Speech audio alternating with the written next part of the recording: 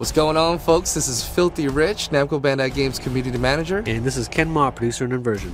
Let's jump into my favorite part of Inversion and talk multiplayer. Let's start this off with a bang, and let's talk about Hourglass mode. Alright, Hourglass mode is Inversion's take on King of the Hill. You've got this objective. Each team is going to be trying to capture this objective, and you're going to see a little meter that's on the left side of the screen. So as long as you hold this map, as long as you hold the control point, then you'll notice that your meter is going to slowly start to move down. Once it gets all the way to the bottom, you will win the match. And as the match progresses, you'll notice that it starts to move a lot faster. Essentially, we've got two separate levels that are built. You know, imagine a level that's on the bottom, a level that's on the top.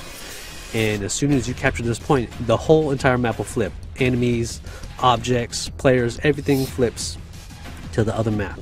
So, you know, over the course of a match, you're going to see this constantly flipping back and forth. You know, it gets a little bit crazy, and you have to get used to your orientation, but it is pretty cool.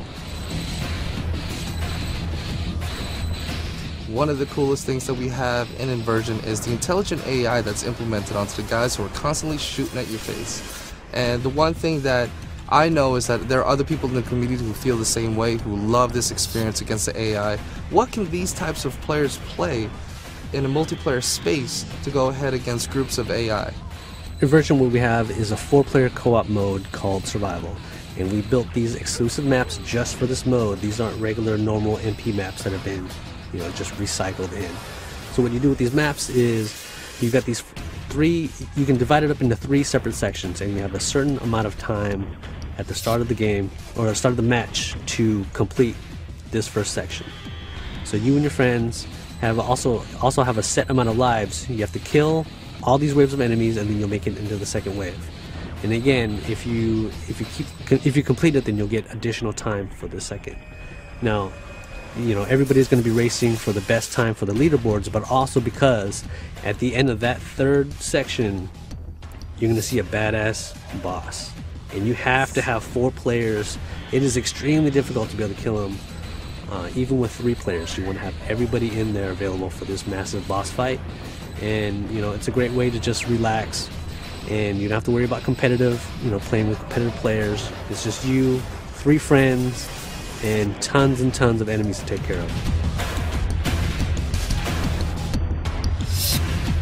Deathmatch is usually my first mode that I jump into in any multiplayer game, because I don't have to do any kind of strategy.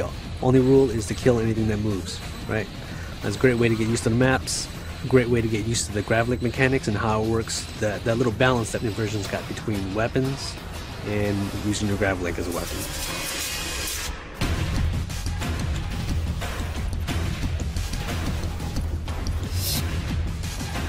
And you know what? Let's get right into more craziness, and let's talk about Gravity Slaughter. Okay, so in Gravity Slaughter mode, again, you can play this in team-based mode, or you can play free-for-all. And what you do is, in Gravity Slaughter, you'll get normal points if you just kill players. That's fine. But you'll get bonus scores, you get bonus points if you use your grav link. So, for example, if you use finishers, or if you grab objects and throw it at players, then you'll get more points than other people will.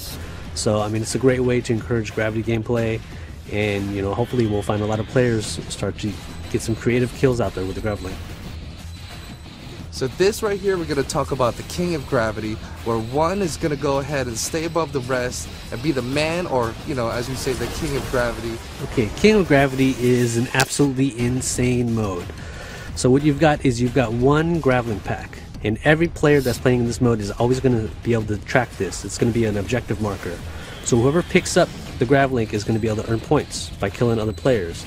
But the thing about it is that the King Gravity is so powerful with his grav-link, you'll need the assistance of other players with you.